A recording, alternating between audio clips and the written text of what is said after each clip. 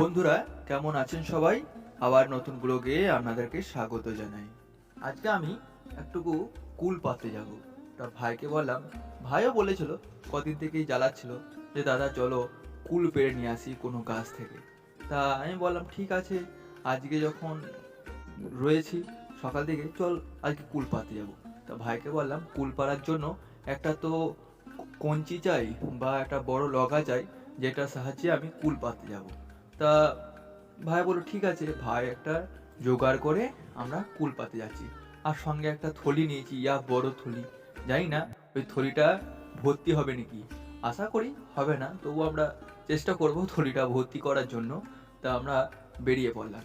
যেতে দেখছি আমাদের এটা পুকুর পাড়, আমাদের নিজস্ব পুকুরও আছে, একদিন ভিডিও করে নয় দেখাবো আপনাদেরকে। তা এই যে পেছনে দেখেন, লগাটাকে বাগাতে পারছে না, কারণ এতটাই বড় লগাটা যে বাগানো অসম্ভব হয়ে উঠছে তার পক্ষে। কিন্তু কিছু করার নেই, সে কষ্ট করে হলেও সে আনার চেষ্টা করছে। আর ওই যে মাঠের এক ধারে ওই যে কুল গাছটা, বড়, অনেক বড় কুল গাছটা, আর ওপারে রোড, মানে রাস্তা আছে, ওখানে গাড়ি, অনেক বড় বড় গাড়ি চলে আর কি।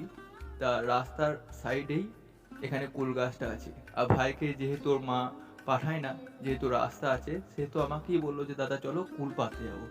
তা কুল পাতে গিয়ে হঠাৎ করে মনে পড়ছে, যখন আমরা ছোট ছিলাম, শুধু আমি নয়, প্রত্যেকে যখন ছোট ছিলেন তখন সবাই এই লগা নিয়ে কুল পাড়তে বা কাউরির বাড়ি থেকে আম পাড়তে যেতে, চুরি করে আম পাড়তাম দুপুরে।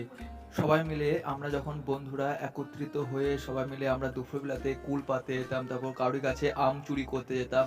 এই দিনগুলো আর ফিরে আসবে না। 90 দশকের ছেলেরা খুবই আলাদাভাবে কাটিয়েছে এই দিনগুলো। এখনকার দিনে ছেলেমেয়েরা হয়তো ঘর থেকে বেরোয় না, বা ফোন নিয়ে ব্যস্ত থাকে, বা তাদের ফ্যামিলি বা মা বাবারা বেরোতে দেয় না দুপুরে। আমরা তখন কি করতাম, মা বাবাকে আড়াল করে হলেও আমরা সবাই মিলে জায়গা নাম দিতাম যে অমুক জায়গাতে হাজির হব।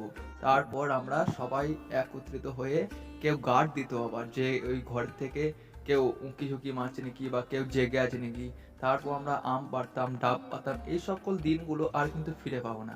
আমরা এরকম দিনগুলো পেরিয়ে এসেছি প্রত্যেকে। যারা 90 দশকের ছেলে তারা হয়তো জানো, বা যারা ছোট ছেলে তারা হয়তো অবশ্যই এই দিনগুলো পড়ে এসেছো, যে কুল পাড়া, আম পাড়া, কাউরি গাছ থেকে ডাব পাড়া করে এসেছি। তা যাই হোক, আমরা ছোটবেলাকার স্মৃতি তো ভুলতে পারবো না কখনোই। তা আমরা আজকে একটু অনুভব করলাম। তা দেখো কুলগুলো কত বড় বড়, বলেছে কত বড় বড় কুলগুলো। এই এবং এখনো পাকেনি কুলগুলো, কুলগুলো এখনো কাঁচাই আছে। তা যেটা পাকা সেটা খেয়ে দেখছি আর কি, খুবই মিষ্টি এই গাছের কুলটা, হেভি মিষ্টি। কি বলবো তোমাকে, যদি পাকে তা চিনির থেকেও মিষ্টি, আর যদি কাঁচা থাকে তা এতটাই কষা, কি বলবো, খেতে পারা যায় না। জাস্ট এই কুলগুলোকে নিয়ে এসে রোদে শুকানোর পর তারপর খাওয়া ঠিক আছে, বা আচার করা ঠিক আছে। তা এই কুলটা খুবই মিষ্টি, যেহেতু পাকা কুল বললাম, যেহেতু চিনির মতো মিষ্টি। আর কাঁচা কুলগুলো একদম প্রচণ্ড পরিমাণে কষা, প্রচণ্ড পরিমাণে কষা।